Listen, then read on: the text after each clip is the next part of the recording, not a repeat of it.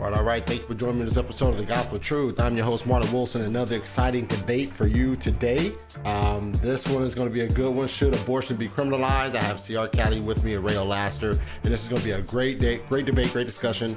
Very hot topic, very controversial, and we're going to get into this. This is going to be something that I think a lot of people deal with, even on the Christian side of things. People deal with these things. Should abortion be criminalized? Should there be areas where certain types of abortion should be criminalized? Things like that. So we're going to jump into that, and I anticipate a great debate. But I do thank you for joining me, and as always, I do want to encourage you to go ahead and like and follow The Gospel Truth. Please hit that like, subscribe button, and that notification bell to stay in the loop of what The Gospel Truth has going on. And also, if you are not aware, all this content is on podcast as well as iTunes, Google Play, Stitcher, and Spotify. So make sure that you're flowing over to the podcast. Make sure you're subscribing. Make sure you do what you have to do to stay in the loop with The Gospel Truth if you just want to listen to the audio. Also, if you're wondering what other areas The Gospel Truth is on, we're also on Instagram and Twitter. As you already know, Facebook and YouTube, we continue to be on, but we're also on Instagram and Twitter. So make sure you are subscribing and following there as well, so that you can stay in the loop with The Gospel Truth has going on. As you know, The Gospel Truth is here to engage the culture of Christian truth, and we do that through debates, interviews, and Bible lessons. And speaking of debates, we have a whole bunch of shows coming up here in the near future. So let me get that set up so you guys can see the debates that are coming up here in the future. So with that said, here we go. How should we interpret Romans chapter 9? I have A.K. Richardson versus Matt Slick. That's coming up January 5th at 5 p.m. Pacific Standard Time. So make sure you click mark your calendars for this debate. After we already have this debate going on. So we're going to go on the nature reality idealism or physicalism. That's Kyle Anlander versus Timus Christensen. That's coming up Monday, December 21st at 6 p.m. Pacific Standard Time. Make sure you mark your calendars for that one. And then after that, I have Is the Concept of Biological Evolution Inherently Racist? That's coming up Wednesday, December 30th at 5 p.m. Pacific Standard Time. And then back to the Romans chapter 9 debate. So make sure you mark your calendars for that one. We have a whole bunch of shows coming up, so I just want to make sure you're staying in the loop. Hit that subscribe button. If you plan on leaving this debate early, make sure you hit that subscribe button now so you will not miss on any of the debates that I have coming up. All right.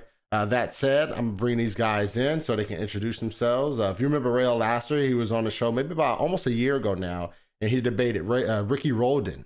All right. So, and that was a very interesting debate, great debate. If you have not had a chance to check that debate out, make sure that you flow over to the YouTube page. It's on there. It's in one of the playlists, the Christian versus atheist playlist. So make sure that you go ahead and mark that, hit that play button on that one so you can get caught up. But yeah, RAO Laster came on. That's the last time he came on, and I met Cali through Facebook. Man, Cali is big in fight against abortion. Man, he's an abolitionist and he goes hard against abortion. So he decided to jump on here and give it a go. So I'm gonna bring these guys in so they can tell you exactly what they do. What's up, guys? How y'all doing? Thank you for joining me. Thank you, Marlon. Hello.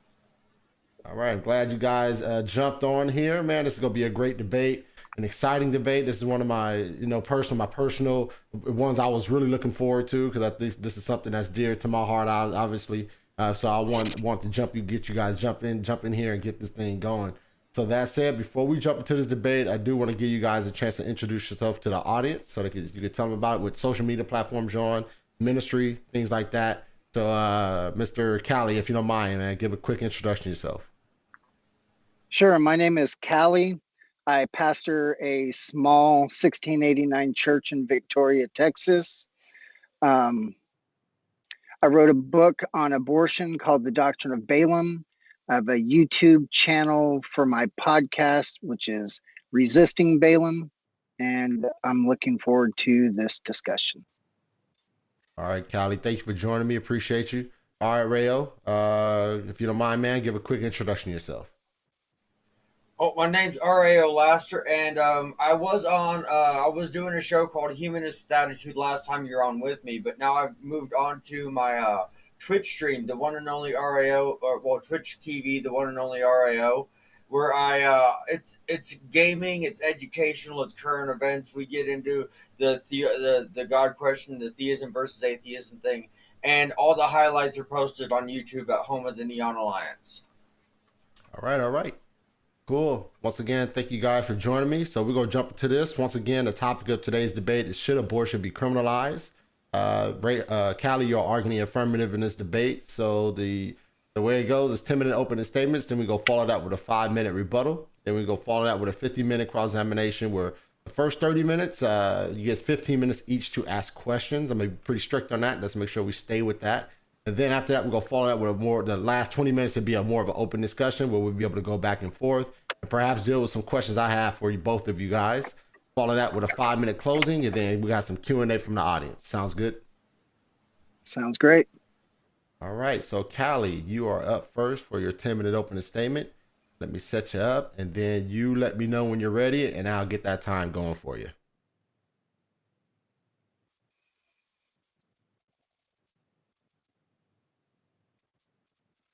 Whenever you're ready. All right, Cali, you got it, man.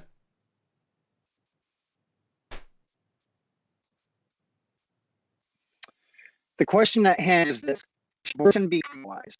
Taking the affirmative position, what I'm defending today is equal justice. When I'm talking about criminalizing abortion, I'm simply seeking the state to consistently apply equal justice by implementing the current homicide codes to all principal actors, accomplices, and co-conspirators to all forms of homicide.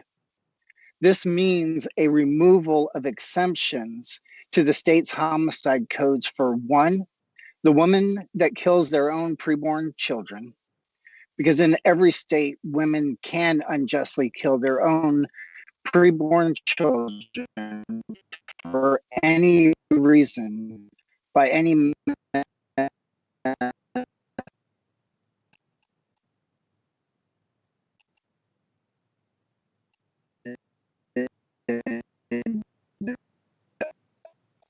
up until birth without fear of prosecution. The second exception I do see is for homicidal acts. According to the third exception that I would like to see removed from the homicide codes are for IVF research scientists that imprison, destroy, and use these humans for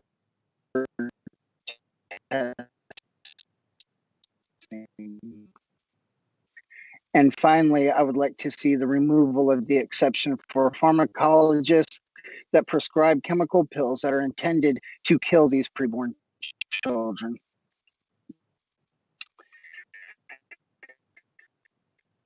Yeah, Cali, it seems like you're breaking up really bad right now. Application of the criminal homicide codes. One of them would be coercive.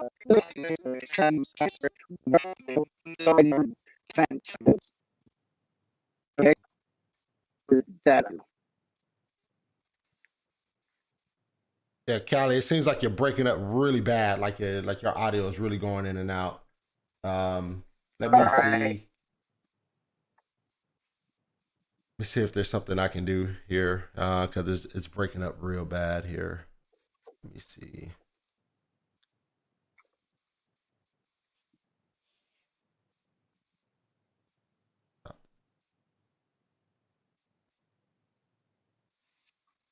All right. All right, Cali, go ahead and just let me try to set you. Where do you want me to pick up? Where do you want me to pick up from? Pick up from the point you said you're on your first point of why you want abortion criminalized, and that's when it started breaking up real bad. The removal of the exceptions. Yeah. Yeah. Okay. So you can start there. Let's start there, and then hopefully the audio doesn't go out too bad. Okay.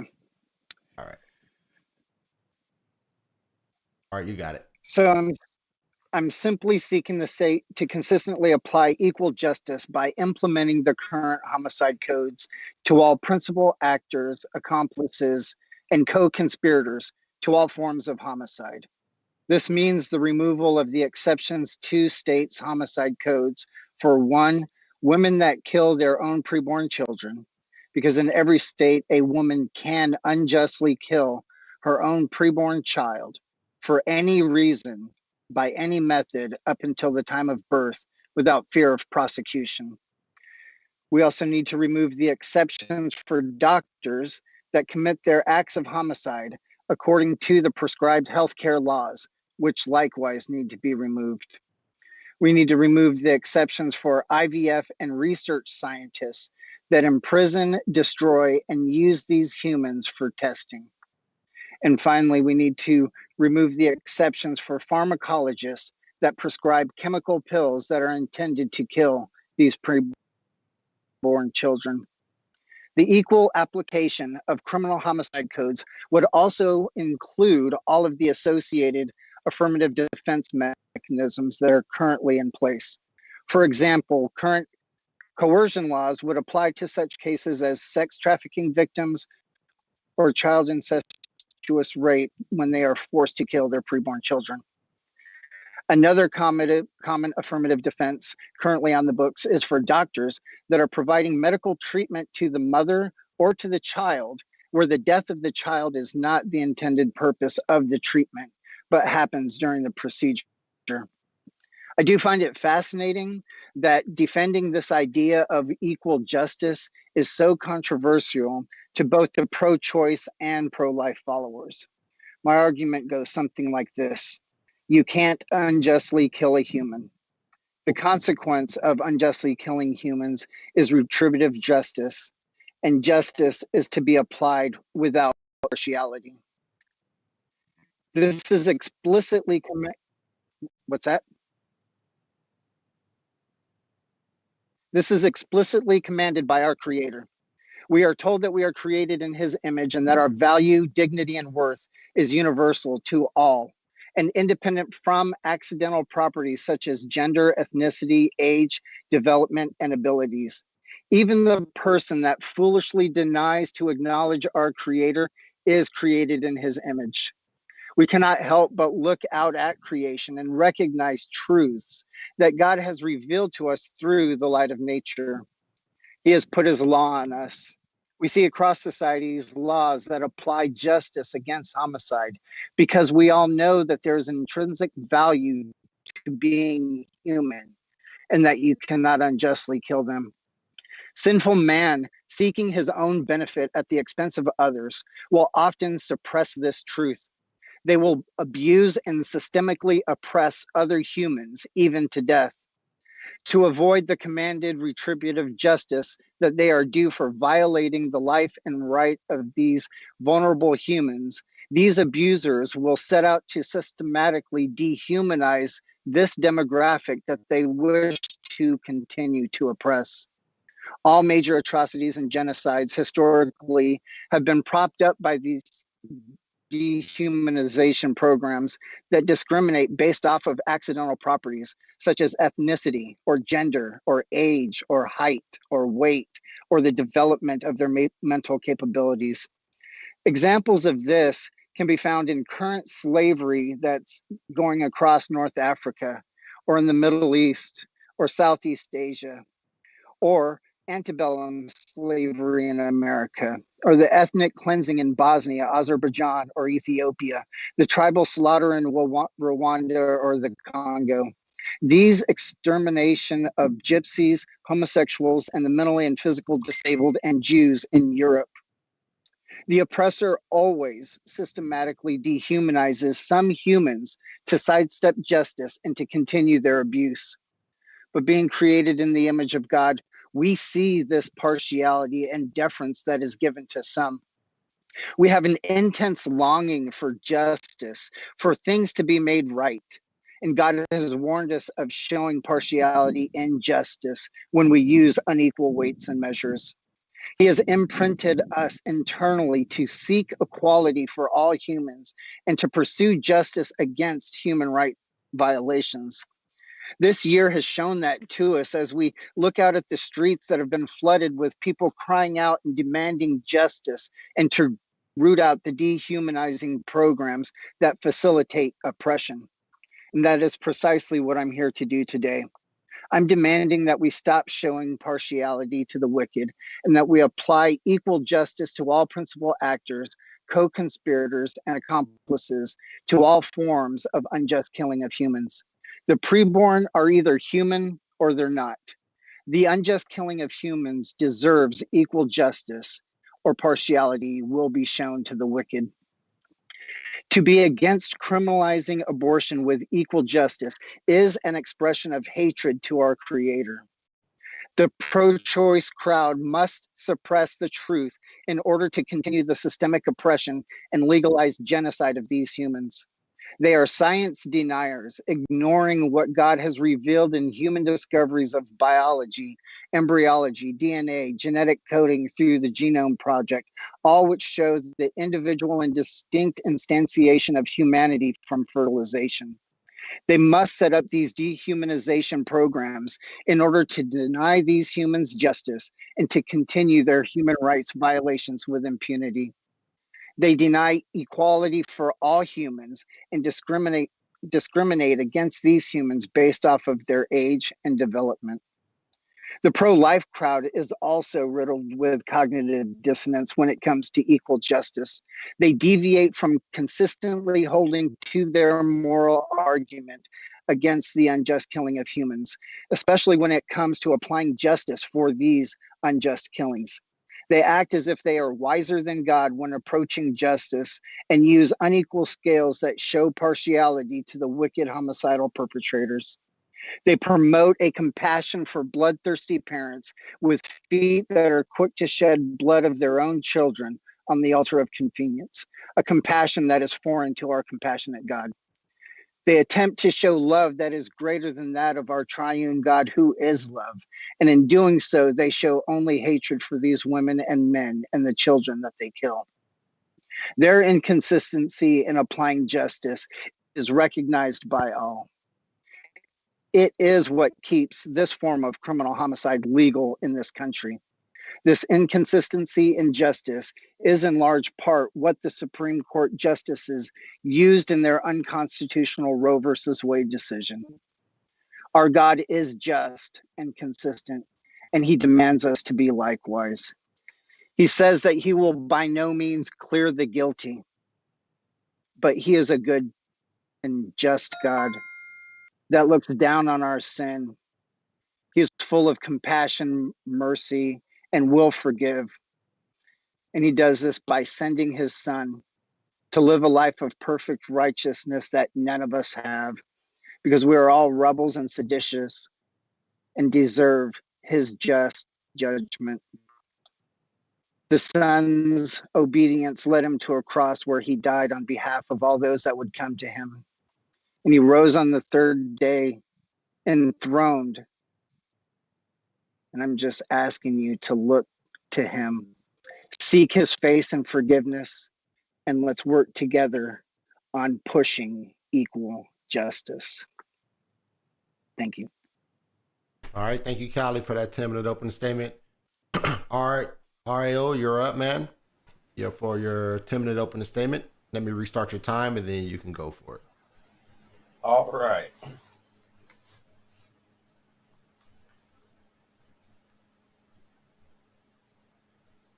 All right. You got it, man. Go for it. 10 minutes.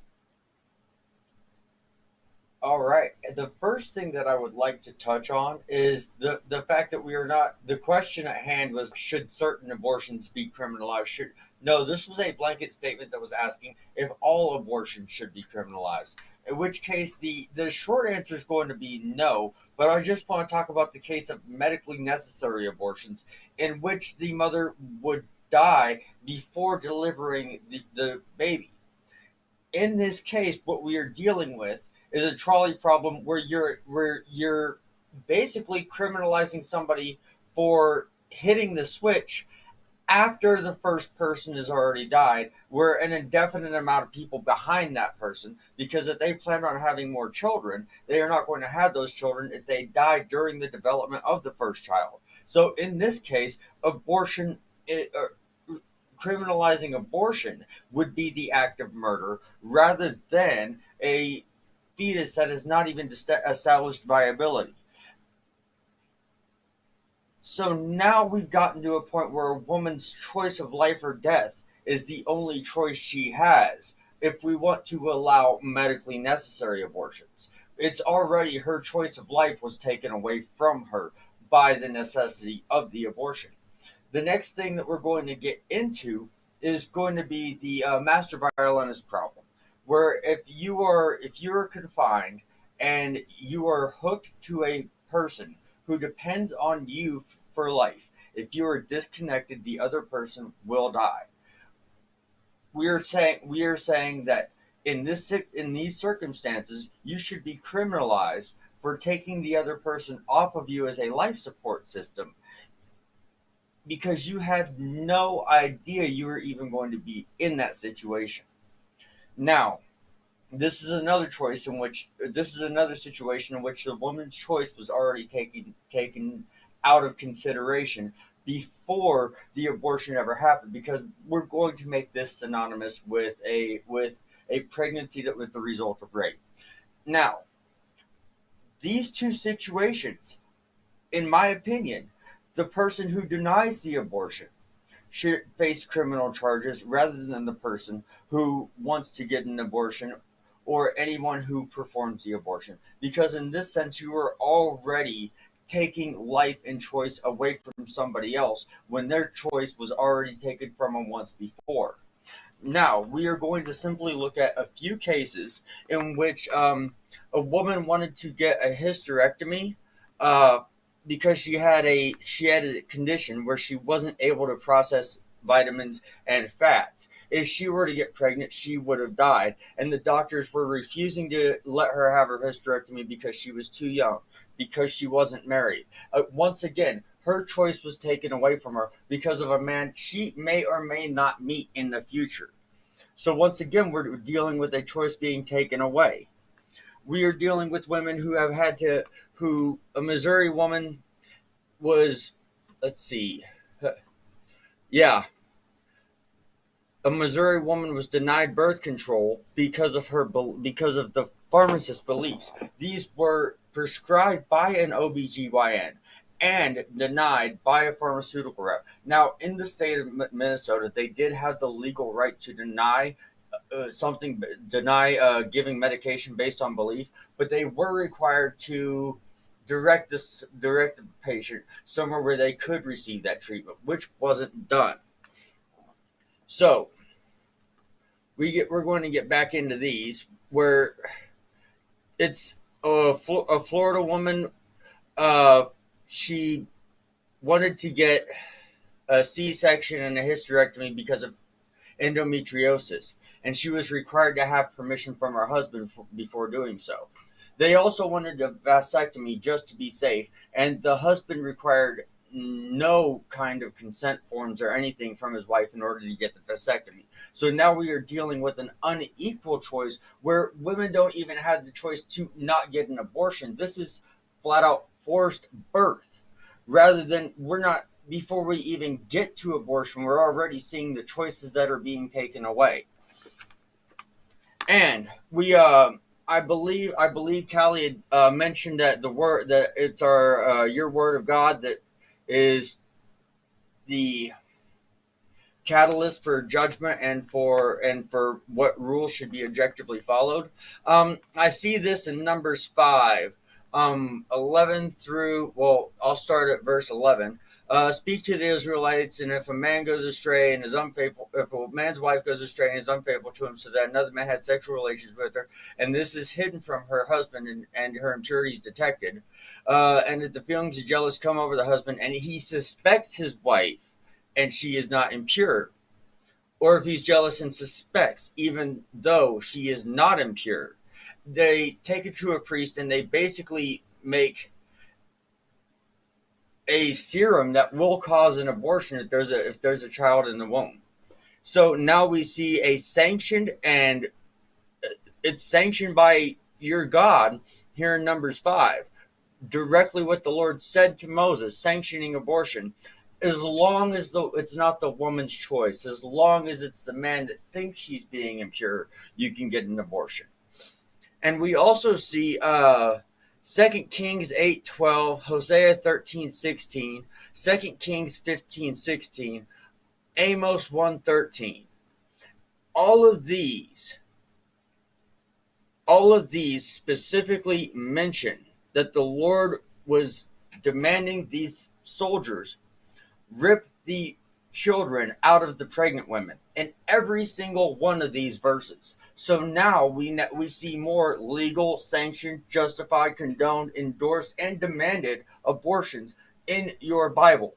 So I don't think that the Bible is necessarily a great place to go if we're going to talk about the pro-life versus or the pro-birth versus pro-choice argument, because it kind of has some gray area there.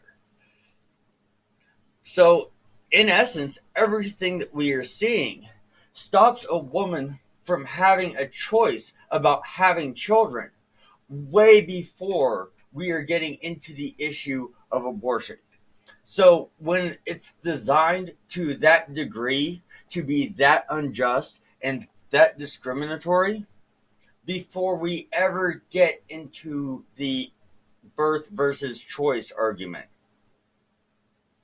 we need to look at what is fundamentally wrong with the rules and why do we need abortions rather than why are women getting abortions. Because whether we're going to criminalize certain abortions or not, we need to make the choice available before that ever comes up if you really want to put a stop to abortions. Marlon, I think that's my time. All right. Thank you both for those opening statements. So now we're going to venture into our rebuttal rounds, which is going to be 5-minute rebuttals from each party. Then we're going to go start that off. Mr. Cali, you're up, man, for your 5-minute rebuttals. All right. All right. So to deal with the medical necessity of abortions, when people talk about that, they want to put into your head that this woman will 100% die, and that seems to be what you're talking about. So that's what I'm going to address. Dr. Anthony Leventano was an abortionist and spent 9 years at a tertiary hospital on faculty where they only deal with extreme high risk pregnancies. These cases that you're talking about where the doctors claim that they will die, and the treatment that is best for both the mother and the child is an emergency C-section. He said in the 9 years he never had to kill a child in order to prevent the mother from dying.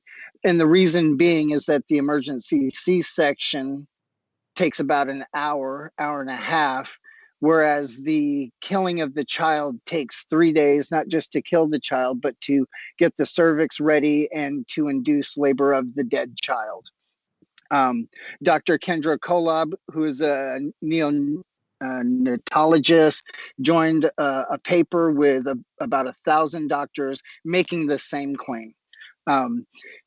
There's a difference between talking about these emergency where a C-section is available and the Bolton case, which describes the medical life of the mother to expand to pretty much anything that she wants, whether it's financial, mental health, and all of this. So I deny all of that. As far as the violinist goes, I'm glad that you brought that up and that you talked about it being analogous to a raped conceived child. And that's pretty much where your whole analogy breaks down. And let me explain why. There's a couple of things that make it not the same. One of which, and it's the weakest of the arguments against your thought experiment, is with the kidney guy, you are attached to them indefinitely for life with no reprieval. And I would agree because I am very for bodily autonomy. And I would think that that is slavery to take your possession of your body without your consent. That is slavery. But it does not even match the rape abortion, because with childbirth with pregnancy, we know that it is a finite time, and in fact it's only 40 weeks long, so it's not an indefinite slavery like in your scenario. The other issue is dealing with the kidney itself. I produce my own kidney, and that kidney has a function which is to purify the blood in my body. It's mine. And it was intended for me to use for my body. That is the intended purpose of that organ. Now, contrast that to the womb of a mother, the uterus, and then coming from that, the placenta and the umbilical cord and all of that. That is produced again by the mother, but the intended purpose of her uterus, her womb, is not for her own use, but rather it is for gestating another human being, a different person than themselves. So the intended purpose of that organ is not for them, but for another human. And the third difference that I would like to point out shortly on this is when I remove myself from the kidney violinist guy, he dies, but he dies because of his own kidney failure. He dies of whatever disease was killing him in the first place. That is markedly different than going out and intentionally, directly killing a child. One is a direct consequence and the other is an indirect consequence. And all of these things together just show that that violinist argument just doesn't make sense. All right. I guess I'm out of time. Yep, that's time. Thank you, Cali. All right, Rail, you're up, man, for your 5-minute rebuttal. Let me let me restart your time, and then you can go for it. Sounds great, Marlon. All right, the first thing that I had to say was any method, any period of abortion. After 20 weeks, a fetus is no longer considered aborted, but a premature birth. Unless these extreme rare circumstances where the fetus is under 500 grams. So we have seen that you can't even tell me what the medical definition of abortion is if you think that an abortion can happen into a 30th, 35th week. Because at that point in time, viability has been established and it is no longer considered an abortion. And the morning after pill, the contraceptive you were talking about, that one is within 5 days of the unprotected sex. At that time, the egg does not even have time to have a chance to get to the uterine wall. So we're not even talking about something that's been conceived yet. We're just talking about something that's been fertilized. 9/10 of fertilized eggs do not go on to become a conceived fetus. So at this point in time, we are talking about you not even allowing something according to your own rules of conception. And through this, and the Bible verses I mentioned earlier, we see the suppression of truth directly from your opening statement. Now, when you're talking about the co-conspirators of a woman who receives an abortion, are we also including the rapist? If we're not including the rapist that forcefully put the child there against her will, then I think that we're completely talking about a woman's lack of choice once again relative to a woman actually having a choice, because we are still getting into whether or not a woman has a choice. We haven't even gotten past the points where a woman's choice has been taken away from her, and you're already saying that she doesn't have a choice.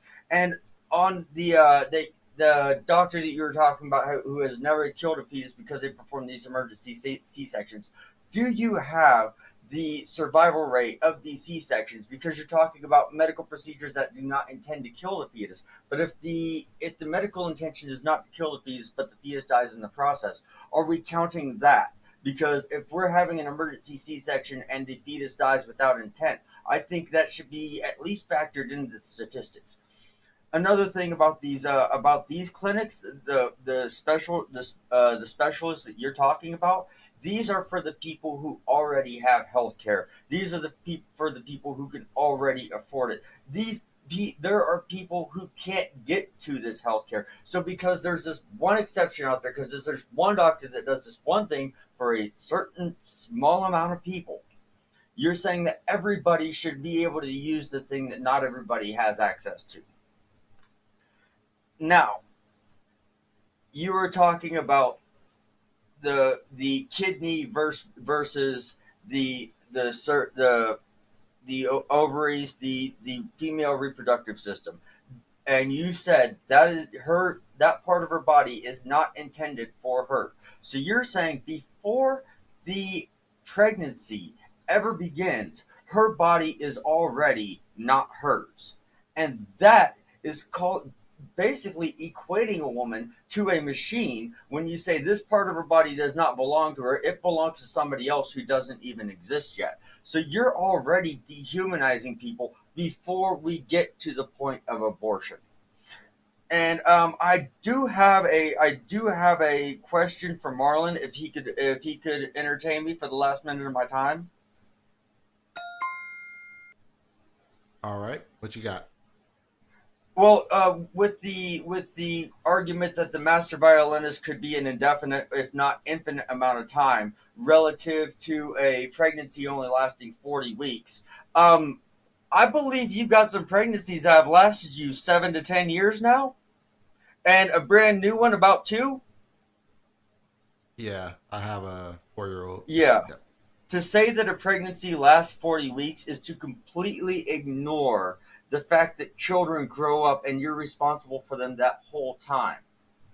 It completely ignores that fact when you say it's just 40 weeks, because your kids are going to be your kids until one of you is not there anymore. My time, Marlon. All right, thank you both.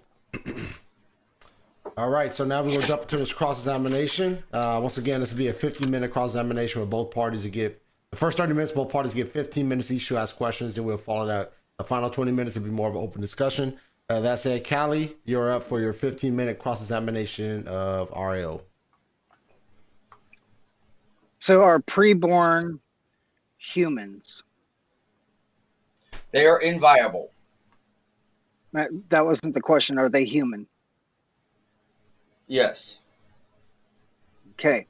Can you unjustly kill a human without fear of prosecution? That right at this point in time, you were asserting that it's an unjust killing, and we have not determined that yet. Okay. We haven't. Well, that's what I'm getting to. So, what are some justifications for killing a human? When your life is in proposed danger. Okay. So you're only okay with killing preborn children if the life is in danger? No, you asked me for an example, and I gave you one that I had already mentioned in my opening statement. So is it just to kill humans because you're poor? What? Is it justified to kill a human because they're going to grow up poor?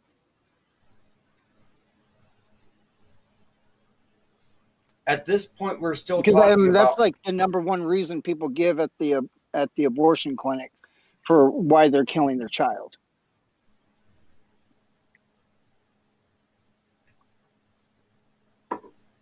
simply because they are poor, but we haven't even gotten past the fact that we are talking about inviolable life relative to viable life. You are saying human No, as I'm such saying a they're generalization. humans. Yeah. And I am saying that they are inviolable. So at this point in So time, it's you have okay to to get kill to the point that humans. it is okay to kill inviolable life that cannot survive outside of a host. So this is part of your dehumanization program in order to oppress these children. Is that what you're saying? they have not been medically identified as children yet. They are not medically identified as children. If we're going to go with medical They are definitions, we're talking okay. about a Let's go medical with medical issue. terms. They're humans with their own individual DNA, their own genetic coding that will not change for the rest of their life, that is measured against no one else, and you can destroy them. That is oppression. That is abuse. And in order to do that, you have to either deny that they're not human, but you've said that they're human, or if you have to come up with a way to make them subhuman in order to oppress them.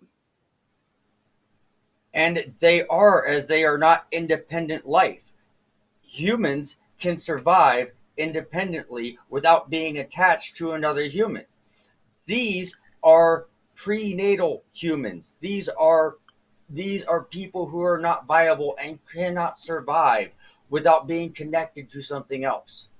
So you are basically flipping a coin on autonomy when your coin is somebody who is fully functional and independent, or somebody who is inviable and depends on the person who's fully functional and independent. So is it okay to stab a comatose patient that's hooked up to a ventilator? What does their living will say? So if their will says that I can stab them, then I can stab them. If their will says, if I'm hooked up to these machines and I'm going to be comatose, yes, take me off of these machines any way possible, even if it's a speedrunner route. That's interesting. So one of the things that I think you misinterpret on my presentation is I'm not trying to make all abortions illegal, because, like I said before, what I'm trying to do is apply the current laws that we have on the books for all types of homicide. The extinguishing of a human is homicide. It's registered that in 38 states from the point of fertilization, our laws already allow them to be victims, which is why we have fetal homicide laws. So you either have to claim that they are not human, or you have to make them a subhuman standard, which is the oppression that we've seen every single genocide. And actually, homicide is directly specifies unlawful killing. So as long as it's lawful, then we can't even call it homicide. And Now, what that's you're not also what homicide is. Homicide is the intentional taking of human life all the way up to fertilization. There's a difference between homicide and criminal homicide. When they have capital punishment and the state kills a human in retributive justice, it is still considered homicide. It's justifiable homicide. Somebody breaks into my house and I shoot them, that's still a homicide.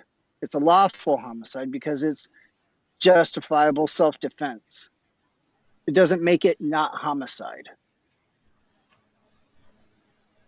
Now, I wanted to touch on the other thing that you said about the fact that we have these prenatal homicide laws where somebody else Correct. is now taking the choice away from the woman, because when the woman has decided to have the child, at that point in time, the woman has decided to use her body for that fetus. When she's decided to bring it up at that point in time, because everything that you have said throughout this entire debate has taken rights away from women, even before we get into the point that it is comes to abortion. Taking And rights so, away from her to kill her child. no, taking rights away from her to get birth control, taking rights away from her to get her tubes tied, to get a hysterectomy. And so when it finally gets to abortion, now you want to take her rights from her once again when you've been doing it throughout that entire course. And that's how it starts, I've and it said just continues nothing. and I've snowballs said from nothing there. about hysterectomies or tubes tied. I've only talked about Right. abortifacient drugs. I've only talked about the direct killing of humans. And these are Whether precedents that are it's a set in preborn place. child, a born child, a toddler, an infant, geriatric, I'm against killing them unjustly. And And anytime a human is killed, it should be adjudicated. The DA should look at evidence. If the evidence doesn't have a charge, there's no charge. They go to a jury. If the jury finds that someone is guilty, they're guilty. If they're innocent, they're innocent. I'm saying that it is immoral to remove a whole demographic from homicide. This is the only form of criminal homicide that we do this with. and And I'm I'm saying that saying that is it's more unjust. and I'm saying that we don't even need to talk about abortion to get into the fact that women are being systemically treated less than men. And it's been going on for quite a long time. And even goes back into your Bible where it says that a male slave is worth twice as much as a female slave. So this is a systemic problem that has been continuing on before we ever get to abortion. So let's fix this systemic issue, and then we can see how necessary abortions are at that point. But we need to fix the root of the problem before we ever start touching this far, this deep into it. The root of the problem is that we're killing humans and it's going unpunished, which is the topic that we're talking about. Should abortion be criminalized in the same manner that all other forms of homicide are adjudicated? That's Yes, what we're all talking about. anybody should be charged for for the unjust killing of not a viable life. And according to you, See, I want to quote. you're adding viable to human as if that makes something more human than human. Because it can See, survive you're independent. creating a substandard of humanity in order to continue to oppress and abuse the most vulnerable of our population. And you're It's creating a substandard of humanity. You are using your Bible to create a substandard for humanity that has existed for over 3,500 years. So let's start at the root of the problem before we ever get this far down the road. Because when you right. start a problem The 3,500, root when of the you start a problem systemic is problem with sexism 3,500 years ago, and then you're telling me that I'm dehumanizing people, let's start where the dehumanization begins and see where it goes. right. Yeah. The root of the problem is not applying equal justice and valuing humans qua human. That's the issue. Should we treat humans equally? Yes. Should we punish people that kill humans equally? Yes. That's the root. The value of humanity by virtue of it being human is what I'm defending. When we do not punish someone that kills someone else, we are devaluing humanity. And I'm saying that the devaluing of humanity has been going on for so long. I would agree with you. 6,000 There's years, ever since Cain killed his brother Abel. right. And I'm talking about the devaluing of humanity that was sanctioned by your God in your book. And so Yeah, see, when you're all those already so verses far that you into that brought mind about state. before, Okay, guys, let's make when they're sure, sent Callie, into the land of, what's that? Callie, can you make sure that you're asking RAO questions? Let's make Oh, sure we're question. asking questions. Okay.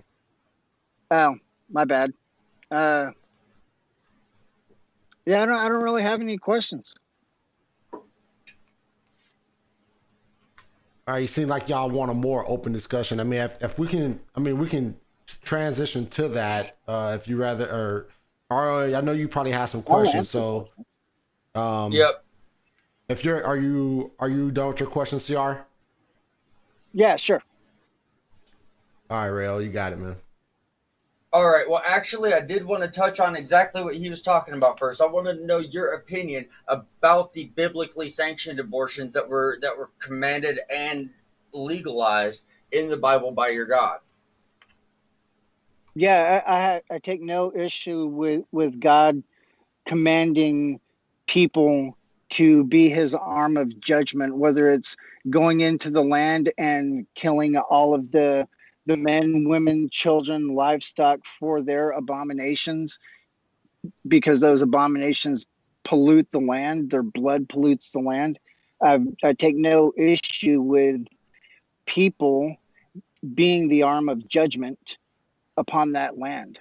I take no issue So with you're that whatsoever. They are, it's not that God is being unjust. He is applying justice to those people, using other people to do it. so you're subjectively okay with dehumanization. No, it's not dehumanization. It's actually making it more human. It's recognizing By that they are God all saying that. violators of God, and God's punishing them for their violation. It's So are exactly what so humanity needs. so are violators of God more or less human than people who don't violate God?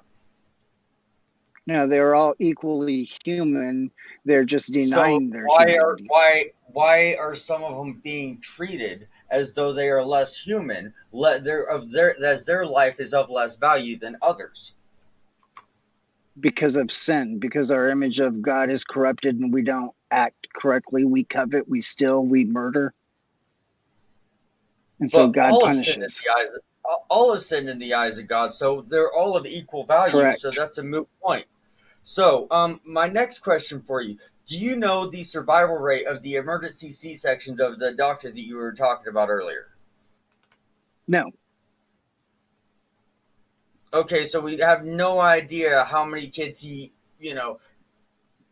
knew. I wouldn't go as far to presuppose that he knew the kids would die. I'd say he tried his best, but there was going to be no hope in the mortality rate of these C sections. But since we don't even have a number, ouch. Now, back to that. we don't Back to have to that have a one. number. I mean, like I Well, said, no. in my opening, I made a distinction between actively, directly killing a child in order to prevent the woman from dying, and treating the mother and or the child where the child dies during that treatment if the treatment wasn't the intended death of the child. That's already on the medical books for an affirmative defense against prosecution. It's already Well, on if the you're books, saying and every single bill of equal justice adds that line to make sure that people recognize that a doctor performing treatment on either the woman or the child, if the child dies, or the mother for that matter, he is not going to be prosecuted for criminal homicide if the intended purpose of the treatment was not to kill the child. It's all already right, on the now books. now let's put it into perspective here. Let's say that if the rate of women who get this pregnancy terminated because they're not going to live for it, opposed to the women who survive, if the survival rate for this condition is so minuscule that you couldn't tell, then it's not working, and you're just giving somebody false hope. And what was that about suppressing the truth? If you know somebody's not going to live through this pregnancy, and you know that there's nothing you can do, and you give them that false hope, that should be criminal. Now, I wanted to touch on that other thing of the reproductive system is not intended for that purpose. Are you saying that I that didn't part of say her the body is not reproductive hers? system. I said just like the womb itself, the uterus. The womb. The The intended womb. purpose Okay. of that is to house children. So are you saying that part of a woman's body is not hers? No, it's hers, but the purpose of her having it is to gestate. So if she's not using it for that purpose, then she's using it wrong, and so you're telling her how to use her body. So it's No, I'm not just really saying hers. that I didn't So it's say that not at really. all. I didn't say that at all. I said that there's a difference between a kidney that my body creates with that has the intended purpose of purifying my own blood. There's a difference between that and a body part that my body produces that has the intended purpose of housing another individual. That's what I said. Okay, do you know how large Wyoming is? Not as big as Texas. Do you know? Well, it's the ninth largest state in the union. Do you know how many doctors willing to perform hysterectomies without a series of interrogations that there are in Wyoming? I don't know Without anything about medical practice like that. There are two doctors in the state of Wyoming who will perform a hysterectomy or getting your tubes tied without permission from a husband or father, or if the person isn't too young or something like that. There are only two doctors who will let any adult get a hysterectomy or have their tubes tied in the entire state. So now you are limiting women to their medical abilities, to what they're allowed to the medical procedures they're allowed to get, and then you're saying it's not a matter of choice. Is because you have to go with the precedents that have been set regarding how difficult these procedures are to get in the first place. I didn't say anything about hysterectomies, tubes being tied. I was only talking about whether or not women should be allowed to kill their children. And that's the same point that we've been harping on, is that you see abortion here and now. What I see is what has happened way before that. And if we could stop these doctors, these pharmacists from denying people medical procedures, then we might be having an entirely different discussion. But when the entire pathway from point A to point B starts out with taking women's choices away, and how many of women's choices do we have to take away before we finally get to the point of abortion or no abortion, then there's already systemic problems way before that point. So you'd be for stopping killing children if women could get their tubes tied without consent. I'm saying we could be having an entirely different discussion. I'm saying that right now we are talking about. I'm talking about the systemic issues that lead up to abortion, and when we're talking about these medical, especially in the case of medically necessary abortions and abortions in the case of rape, because like I was asking like I asked Marlon, pregnancies last longer than 40 weeks. Pregnancies last 40 years. Pregnancies last 50, 60 years if you make it long enough with your kids. Yeah, that doesn't really match with your bodily autonomy argument. The whole thing about the violinist is not, am I going to take care of children? Yeah, I think people should take care of their children, obviously. And the first step in taking care of your children is not killing them. The people bring up the violinist because of bodily autonomy. What can I do with my body and having my body taken from me to be used for something else? Once that child is born, it is not inside the woman's body. The bodily autonomy argument leaves at that point. Does the woman, should she take care of her child? Yes, I'm very much for that. But it doesn't match with the argument of the violinist. That's my point.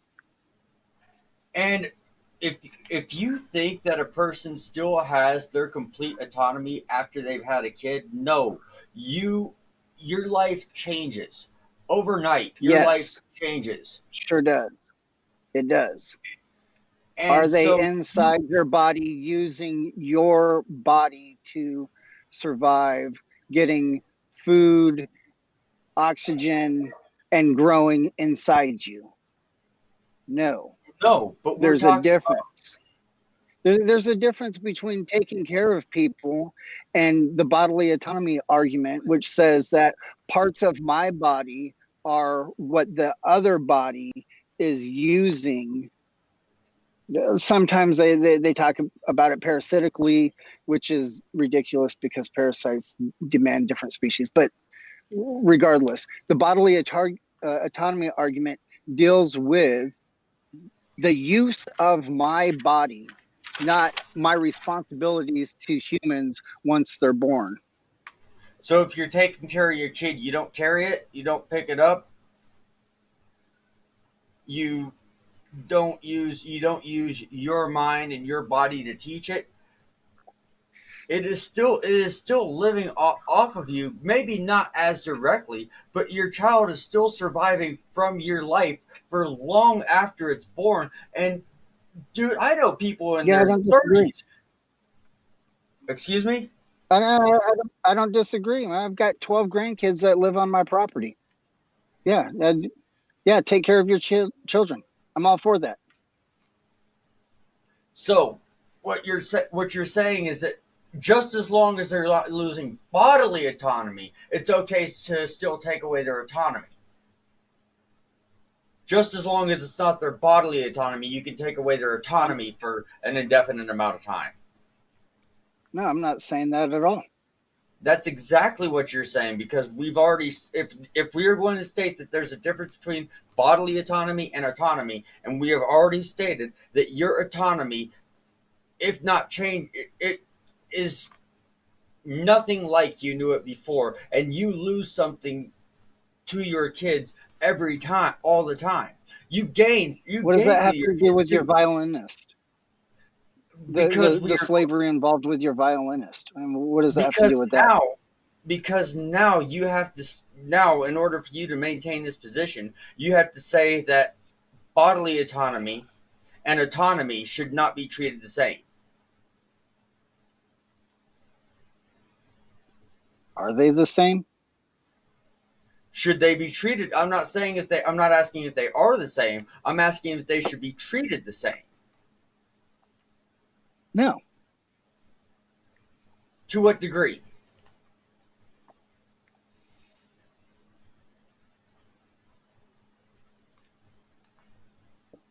The argument is if I abort the child that is inside me, I am assuming my bodily autonomy, my right to do with my body as I feel necessary, whatever I want to. That is not the same as taking care of elderly grandparents that are still leeching off of me, or whatever idea that children that are 40 years old that still live with you. I mean, it's not the same thing. There's no bodily autonomy argument where I So am should using my body to sustain them or so I kill does them. It's our not the same government thing. have the right to take away somebody's non bodily autonomy? People go to jail all the time for violating the law. No, should for You no don't should get to go just do whatever you want to. We live in a land of law, and rightfully so. right. And we're talking about we live in a society and you should be held responsible for your actions. But when we are talking Correct. about non bodily, should I be held responsible for affecting your non bodily autonomy?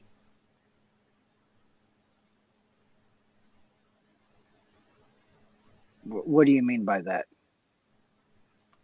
You steal my Your non- stuff? In essence, yes. Yeah, you steal my stuff, you have violated my property, and you should be punished for that. Okay, so people should be punished for taking away the non bodily autonomy of others. Sure. Okay, so any unwanted pregnancy, when that child is born, should now be punished for taking away the non bodily autonomy of another. I don't see where you're getting that.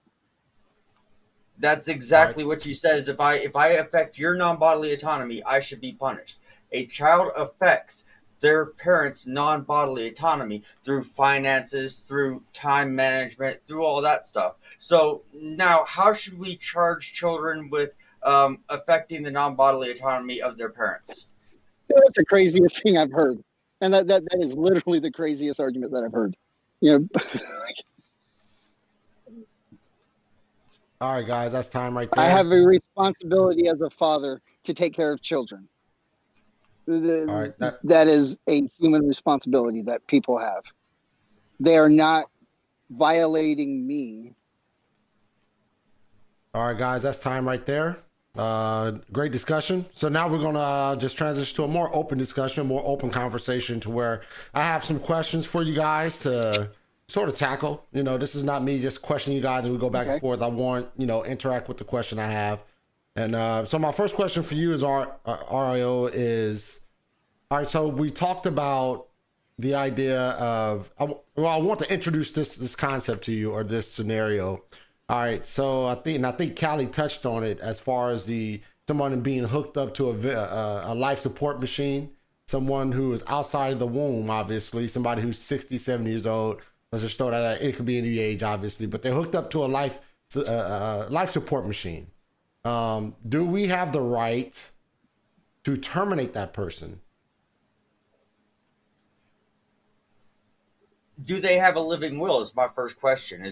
So we have to play this hypothetical in every situation. So first of all, do they have a living will?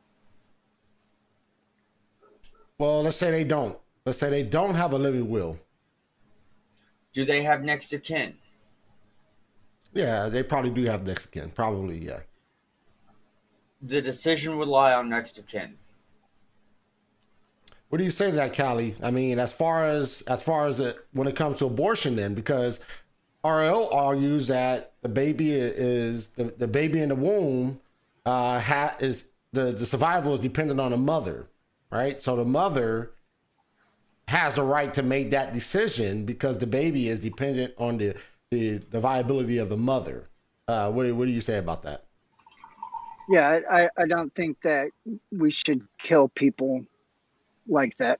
I think that would be a violation. I don't think the next of kin get to decide who lives and dies. RAO, any response to that? Well, first of all, I think the next of kin, would most likely, not in every circumstance, but most likely be the person that knew them best and would know if they would even want to do so.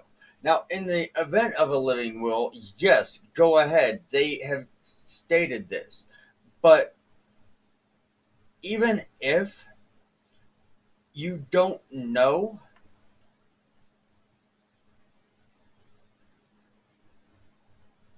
at the point when you don't know is when you don't know. If you don't know what their wishes would be, because they've never said it to anyone or something like that.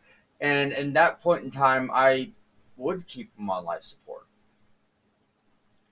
You know, there's also a difference between taking somebody off life support and actively directly killing them.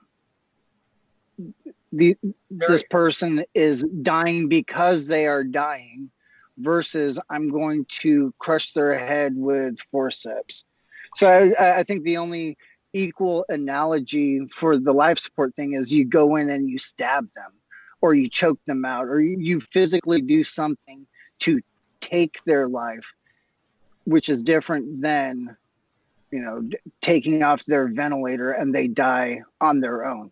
which I'm still against. But as far as the analogy goes, there's an active causing of the death versus removing something and they die on their own anyways. Well, whether you're pulling a plug or stabbing somebody in the chest, you are still taking action toward that death. So you can't say that you can't depend on how violent or graphic you could make that particular death, because you're still taking action one way or the other. No, but the person is dying of other causes. That's what actually kills them, is whatever disease they had or whatever thing got them on the ventilator. That's what's killing them. Not providing them the air they need is not what kills them. What killed them is the disease that got them there in the first place. That's the primary cause. So again, we're at a point where there's no difference, because if you take the life supply away from an inviable life, it is the exact same, because they are not dying from not breathing. They're not dying from that. They are dying because they are not capable of independently supporting their own life. Okay, I'd like to examine that a little bit. So you take the morning after pill, which suffocates and poisons the child. You take RU486, it poisons them. The digoxin to injections to kill the child before a dismemberment. Those are active killings, which is not the same as just letting something die, which is bad of itself. First things first, nothing breathes inside of a womb. It's full of embryonic fluid. All of its oxygen, all of its nutrients, everything it gets comes through the umbilical cord. There is no breath. Right. Now, the morning after pill. That's what I'm talking about. The morning after pill only works within 5 days of the unprotected sex. So at this point in time, we're talking about something that's not connected to anything and is less than getting nutrients supplied to it to someone else, because it doesn't even at this point have an umbilical cord, barely. So this thing is not breathing. You're destroying it doesn't suffocate. It's not breathing. You don't suffocate it. I was talking about the abortion pill, and I misspoke on the morning after one. That's not poisoning it, but it is still killing the human. Viable or unviable, I don't care about making these substandard human distinctions. It's either human or it's not human. If it's not human, then you're not committing homicide. Yeah, speaking of that, once again, RAO, you made the distinction almost like there's a difference of human category. Do you care to go into that a little bit? Because it seems like that's what you were saying as far as like, okay, if the baby is a viable child, then it's okay to kill the child, or if it's not viable. It seems like you make a distinction there. Can you go into that a little bit? If you separate a viable life from the mother, it will live. If you separate non-viable life from the mother, it will not live. And that's what I'm talking about, is the point of actual atomic independence. Because when the fetus does not have atomic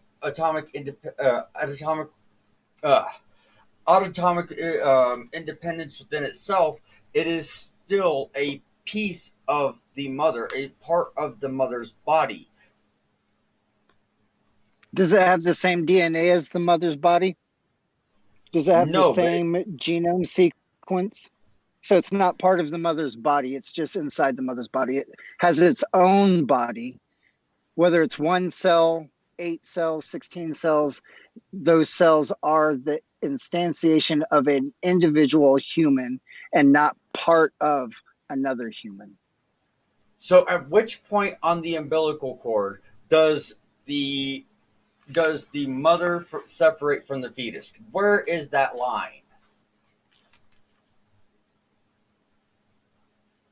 I don't know. But the fetus is its own person. But so where's it separate at? Where do we get from fetus to mother? That really is irrelevant. It is a single-celled person. That's entirely relevant when we're talking about the question of independence. That has its own DNA, its own genome, its own chromosome structure. Is it its own instantiation of humanity? Regardless of what it's tied to, not tied to, where the boundaries are, is it its own body? And I'm going to argue, yes, it is. And it is also part of another body. Otherwise, you have to know where that distinction is. And if we don't know where that distinction is, then we have no way of determining its independence. And you're talking about something that doesn't have its own life support system yet. It has not developed a life support system capable of being autonomous. Right. The most vulnerable human on our planet. And that's who we're going to try to oppress and abuse to death. I'm sorry, if we're going to go with the most vulnerable, let's go with the types of humans that are most attacked. And that's by far going to be females worldwide.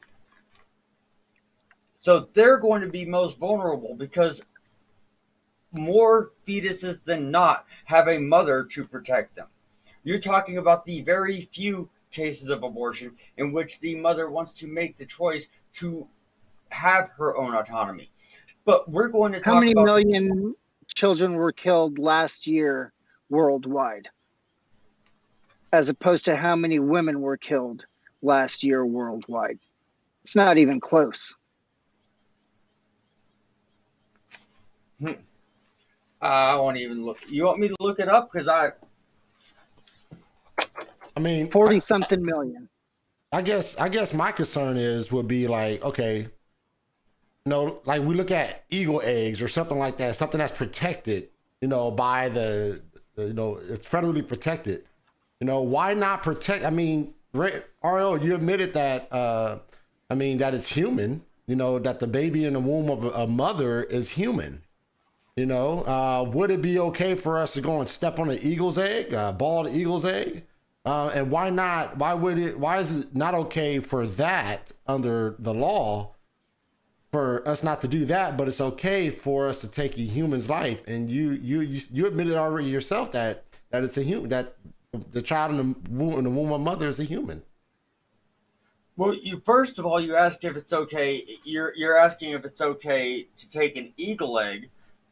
If you're gonna choose an egg, why not we pick a chicken that we do all the time commercially? Well, the reason I chose an eagle egg is because an eagle egg is protected. If you crush a bald eagle's egg, it's protected by law that you can get fined and go to jail if you do that. Oh yeah, so my definitely. point is why not protect the human? It's a human, and you admitted to it that it's a human. So why not protect the human from such acts as abortion? Because as I said, when we're getting into that, it's because of how that bird is recognized. It is the only reason that it's protected. It's not because it's a special bird. It's because we put significance on it because it's our national bird. But as far as I see, without that arbitrary significance, an eagle is no different from a chicken. Rather than with a woman, we are taking an independent person and taking away her independence for something that doesn't have independence. So you're taking independence away from somebody who already had it as soon as something who doesn't have viable independence comes into play. So Cali, RO makes the argument, it says that the reason that we put significance on an eagle egg is because it's a nationally recognized bird. It's our country's bird, if you will. So can do you want to go into that as far as like Sure. recognizing humans? You know what I mean? I actually agree with yeah. him. It's arbitrary with which animal species we want to protect and not protect. That is arbitrary. But what isn't arbitrary is whether they are human or not human. And that really is the bottom line. That any point that you choose to protect humans, whether it's viability, whether it's from their birth, whether it's 12 weeks, heartbeat, whatever line you choose is going to be an arbitrary line unless you go from the moment that that human is its own instantiation of humanity and recognize that humans all have dignity, value, and worth that has zero to do with any accidental property that makes that human the instantiation of human that they are, but rather the value is in the fact that they are human.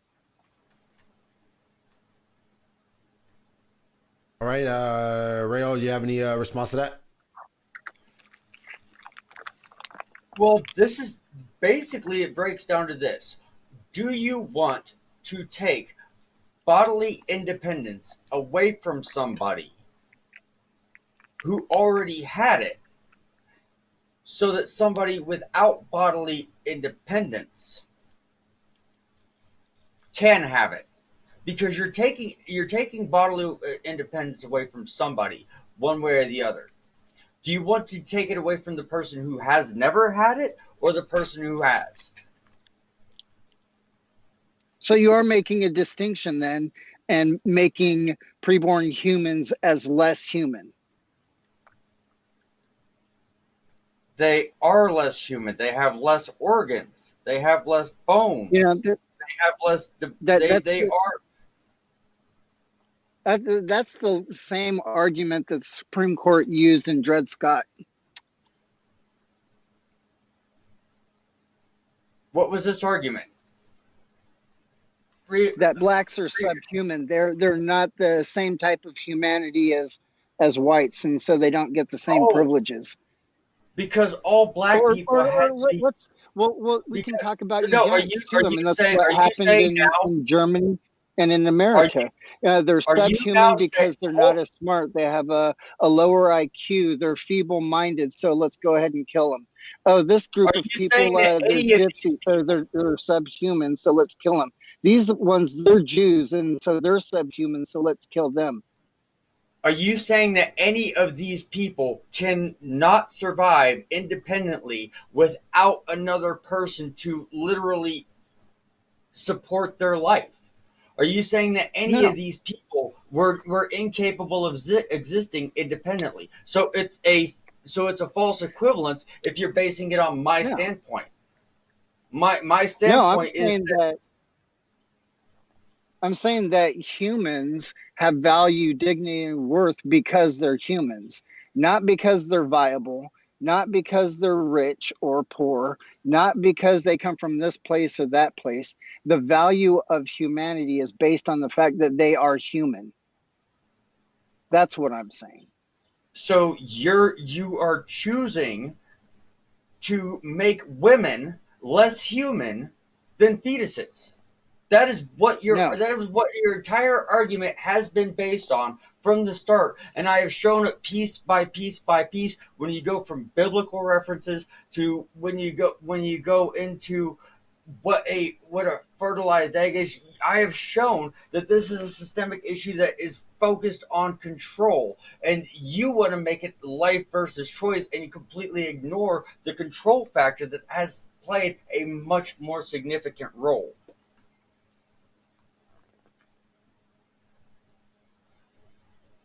Any response to that, Cali? I deny that claim. All right, so explain to me how, if we're saying that women, so you're saying, Rayo, that we are taking the individual rights away from women because they do not have the right to kill another human. Can you explain to me how that is fair for the other human the child that's in the womb? How is that fair to that child? Because it seems like you're pinpointing, oh, we're subversing, we're subjugating women, or we're taking away the rights of women, almost in a patriarchy type of position, if that makes sense. Can you go into that?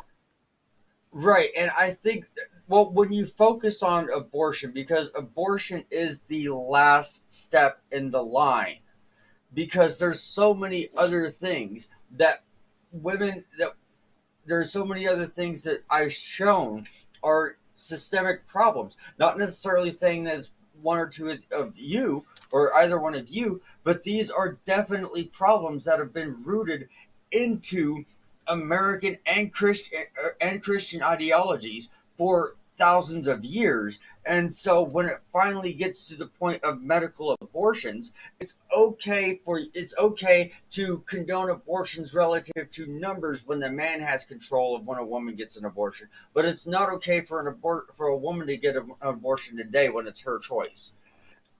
That Numbers 5:11 through 31, that is the entire crux of what you want to talk about if we're going to talk about pro-life versus pro-choice, or pro-choice versus pro-control.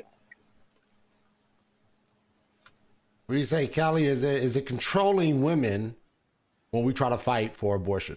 Fight against abortion? No, Are we controlling women? no, I don't see it as controlling women at all. I'm looking at it from, you just can't kill people. And that's my moral argument. You just can't kill people and Unless God says not so. be punished for it unjustly. Right. When you are acting as God's judgment, yes.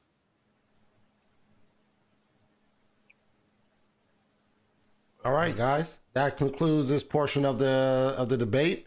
So now we're gonna transition to closing remarks, and then we'll get into some Q&A. All right, everyone. If you have questions, make sure you get your question in now, because after the closing remarks, we're gonna have that Q&A. So starting with Cali, man. Go ahead and give a quick closing, man. 5-minute closing.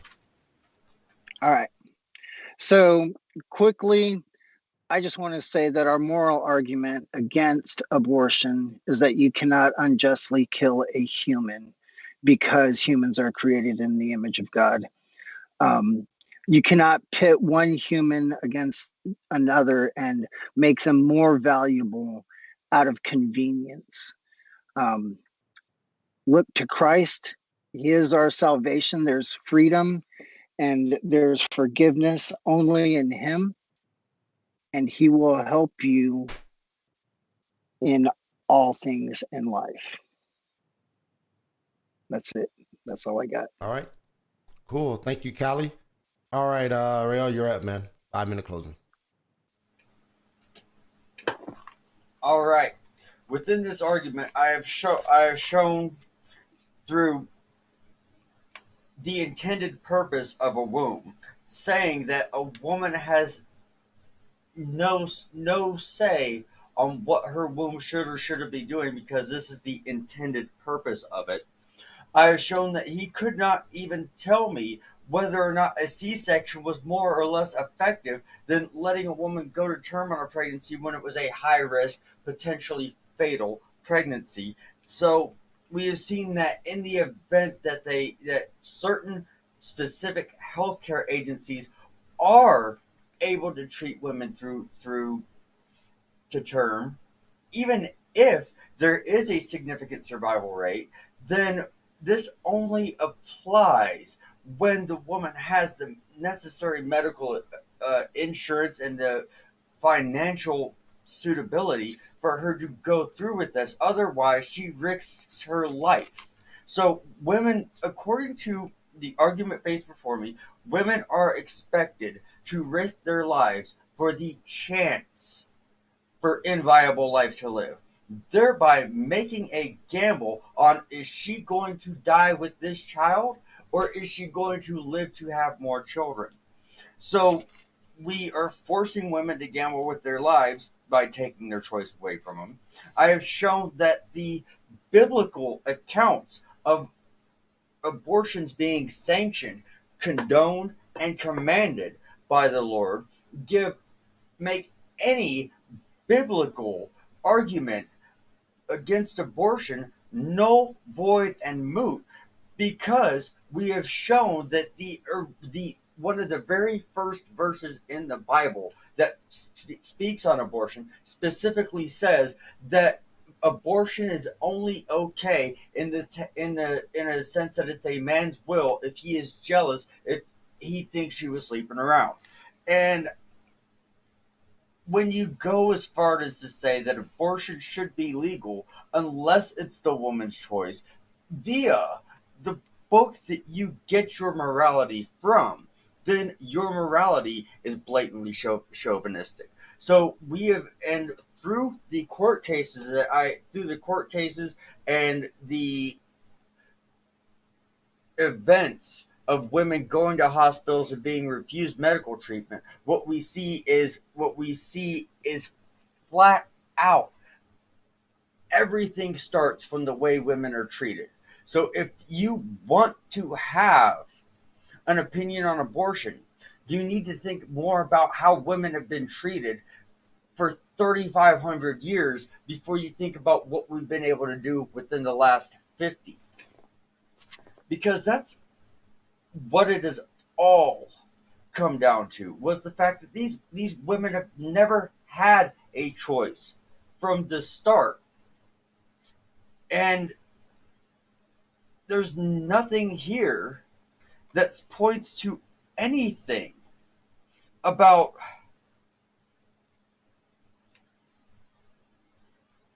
why abortion should be criminalized, especially when you start throwing any kind of biblical argument into it. And as far as I see, if you're going to criminalize medically necessary abortions, then you are more guilty of murder than anybody who receives an abortion. That's my time. All right, thank you guys. All right, so now we're gonna jump into this Q&A real quick. We got some good questions for you guys. So we're gonna jump into this. All right, first question. And I think this for both of you, and I think it's more of an first question. Questions on the bottom of the screen. Question: does religion play a role in your views? So obviously, go ahead and take a crack, Cali. Does religion play a role in your views, Cali? Yes.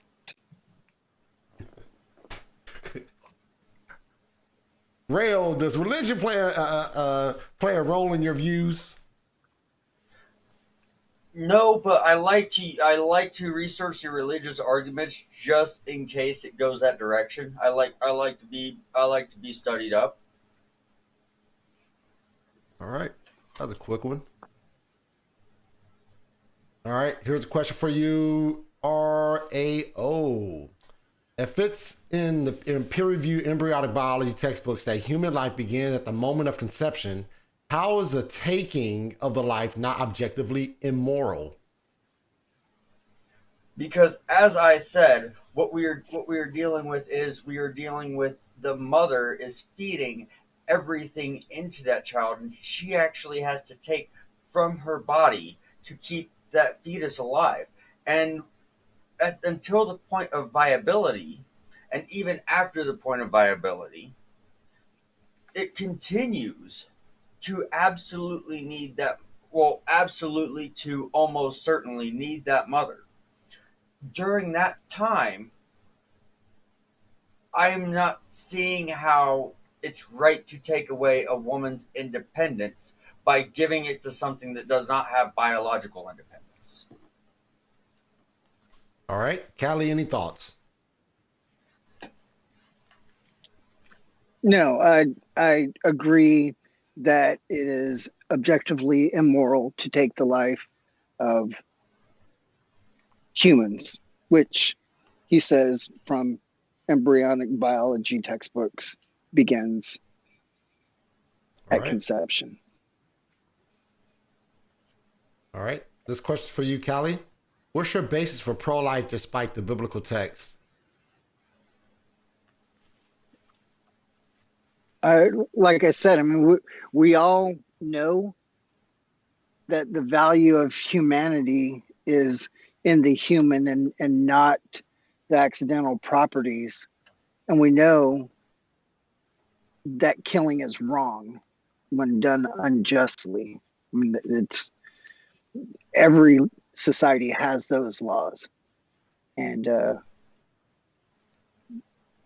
the thing is, we all know our creator. We just lie to ourselves about it, you know? So all of the scientific proof I can put out there on when life starts, why killing is wrong, and all of this, it's just more evidence for somebody to suppress so that they can go on doing whatever sin they want to do. All right. RAO, any thoughts? Basically, he's saying that morality is objective until it's not.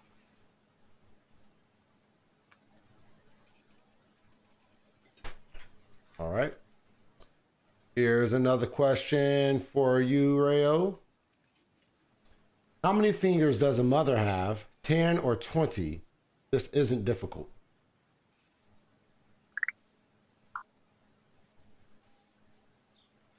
All right, that is a very dishonest question because we have already determined that the life is not genetically identical, but it is part of the mother's body. So the mother has 10 fingers outside of her and 10 fingers inside of her. Cali, any response to that? Yeah, I mean, I don't generally go to that as far as like the bodily autonomy argument. Um, the baby does have its own body for sure. But I don't think that that is the basis of, you know, where we need to argue from whether or not the child can, you know, it's not the basis by which we go, the child can live or die because it's got X number of fingers versus the mother having this many fingers. We all recognize that the body of this child is inside the body of the mother, you know. All right. Let me see. Another question for you, RAO. Says, would you agree that abortion is racist as it specifically targets women of color? I wouldn't go as far as to say that it's racist or that it targets women of color.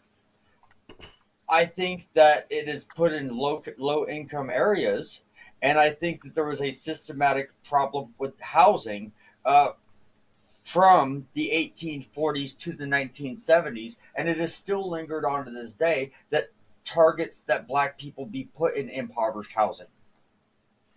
I mean, don't you think you just pushed the goalpost back a little bit, though, RAO? I mean, if the question is centralizing on how abortions affect those of color predominantly, I mean, if black people live in a certain area, if, if black people or people of color live in a certain area, don't you think that that's irrelevant of the fact that abortion has predominantly affected the black community or Hispanic community?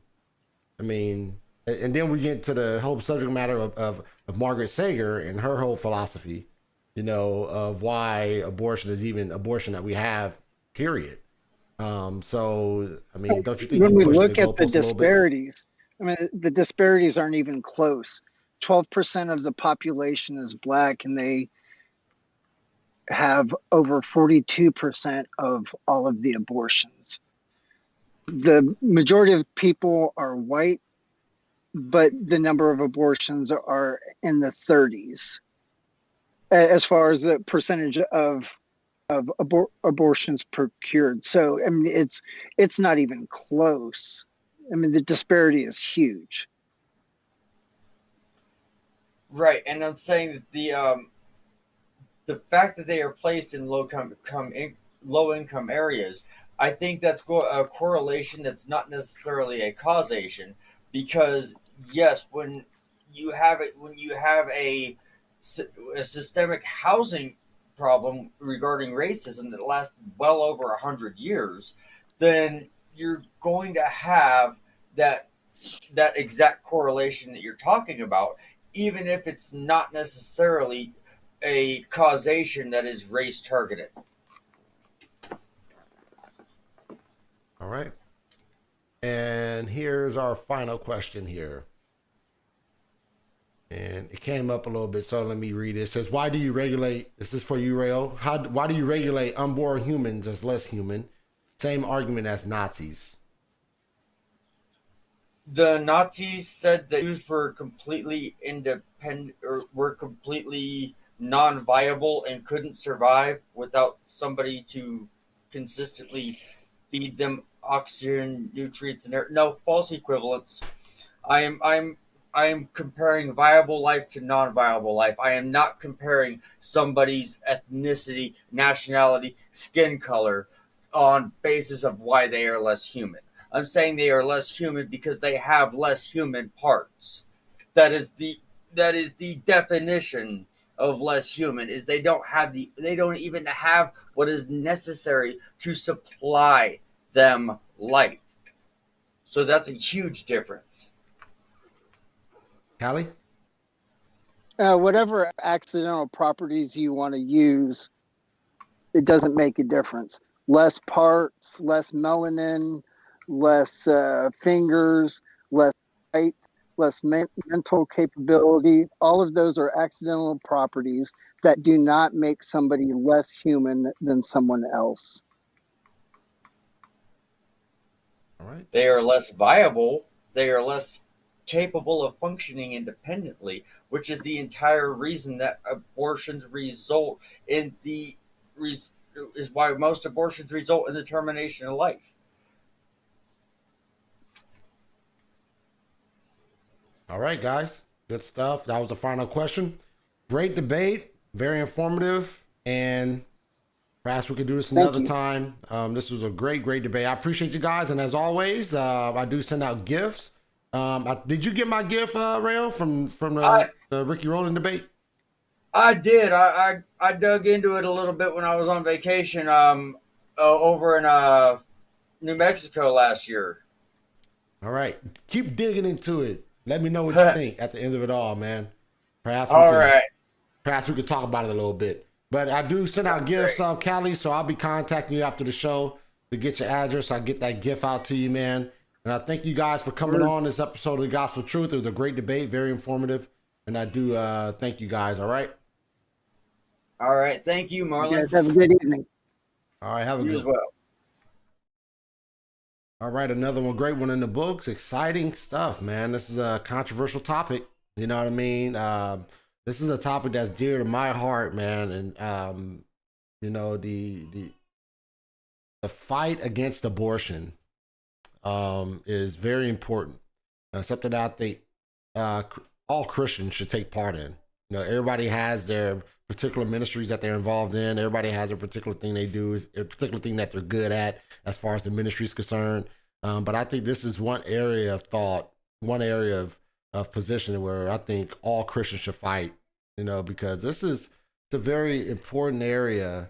The protection of the innocent, the protection of those who can't defend themselves should be a area of concern for all Christians, you know, and because we will fight for any social economic group, you know, any grouping of people, any people of color, any people that are at a point where they're being unjustifiably abused or being killed unjustifiably.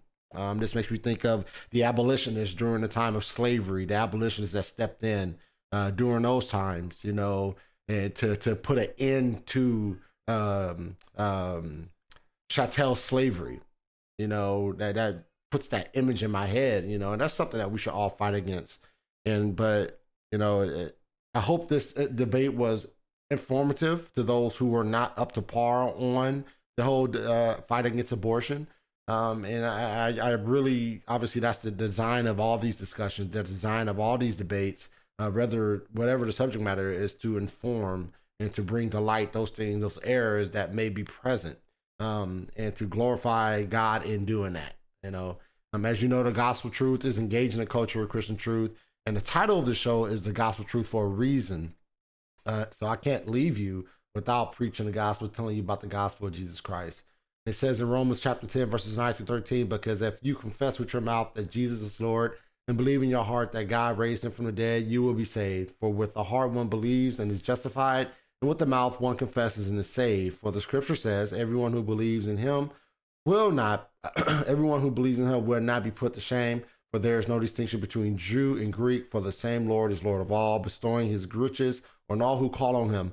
For everyone who calls on the name of the Lord will be saved. And once again, that is a promise. That's a declaration right there. That is a promise of the salvific work that Christ will do. Just call on his name and he will save you. He will draw you out of your sin and bring you to a wonderful, glorious, wholesome relationship with him. So make sure that you will repent of your sins. Please repent. Please turn away from your sin. Call on the name of the Lord that you will be saved. There's no Jew or Greek. The wall is broken down that divided the Jew and the Greek. It's one body in Christ now, one body, right? So I'm praying that God will do an amazing work in your heart, that you will become a part of that body of Christ. So please put this in consideration, what this verse is saying. And, let's continue to preach the gospel. Let's continue to tell people about the wonderful love that Christ is. All right. So that said, I'm going to get out of here. I thank you for joining me on this episode of The Gospel Truth. I thank RAO, I thank Cali for having this wonderful discussion with me. And I thank you. Before you leave this channel, please subscribe, please like, please do what you have to do to stay in the loop with the gospel truth that's going on. I thank you once again for joining me. May God bless you. May God keep you.